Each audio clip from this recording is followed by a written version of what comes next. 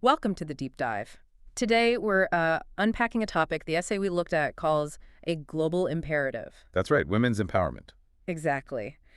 Our mission today is really to cut through some of the noise, try and understand what it actually means, Why it matters so much, yeah? and maybe what's still standing in the way. Indeed. Mhm. And we're drawing insights mainly from this essay, The Ascendance of Women, a Global Imperative. Right. And what's really striking is how deep the connection is. It's not just about justice in isolation. It's broader than that. Oh, yeah.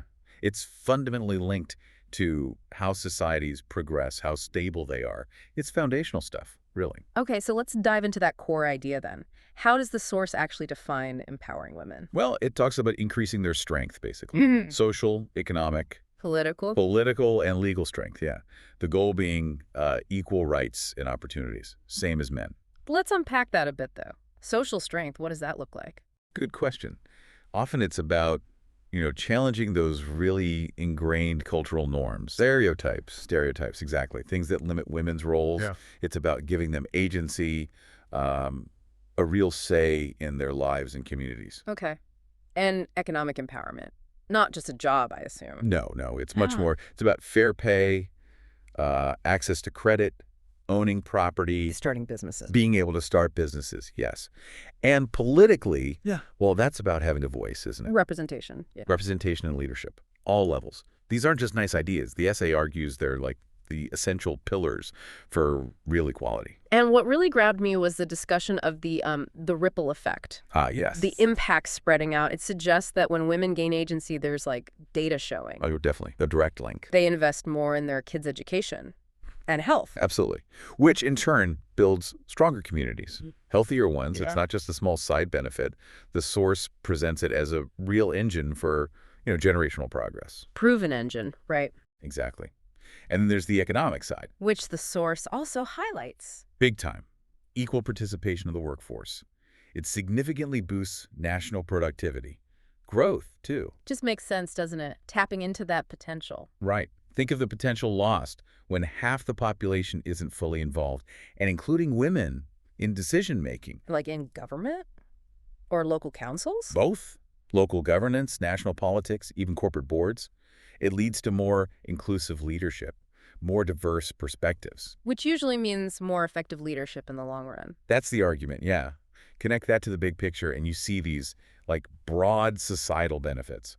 Transforming economies, politics. Okay, the benefits are really clear, but the essay is also realistic about the challenges. Very realistic. It doesn't shy away from the hurdles. What stood out to you there? What are the big obstacles? Well, it points to just how widespread discrimination still is. Oh, yes.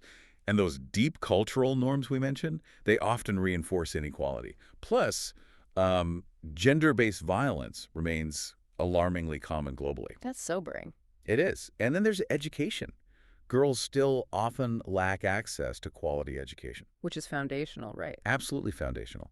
And even with progress, women are, still way underrepresented in politics and leadership roles. And the essay brought up something specific, the double burden. Ah, yes.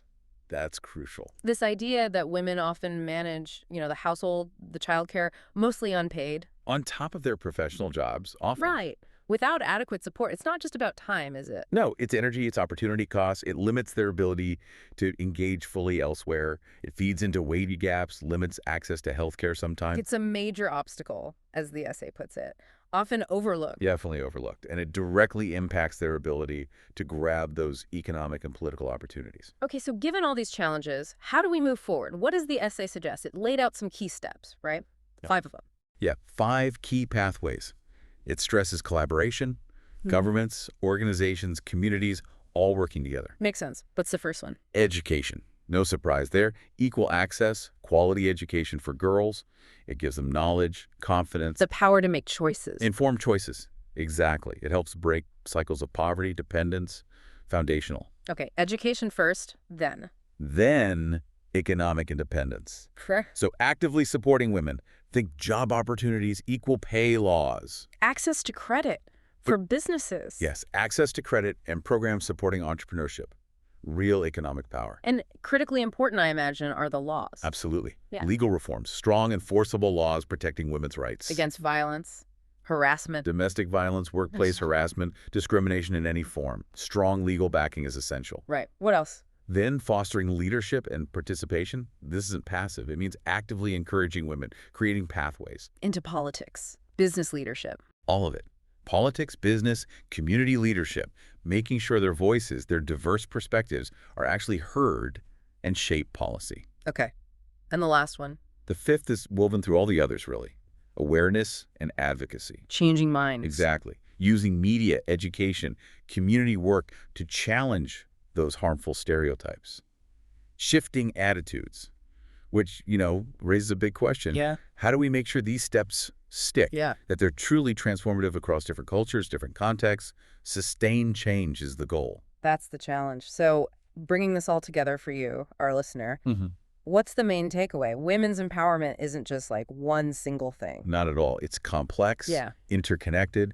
It involves changing mindsets, yes, but also creating real opportunities, reforming institutions. Old structures that hold things back. Right. It's really about enabling women to live with dignity, freedom. And the power to shape their own lives and contribute fully. That's the core idea. The source really pushes this. A world that truly empowers all its women is simply a world that thrives. Socially, economically. Morally, too. Morally, absolutely. Real progress, the essay asserts, just can't happen until women have the space, the support to rise equally with men.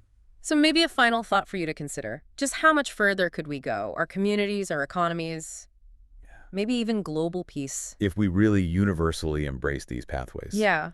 If we fully empowered women everywhere, it's a pretty profound thought, building on everything we've unpacked today.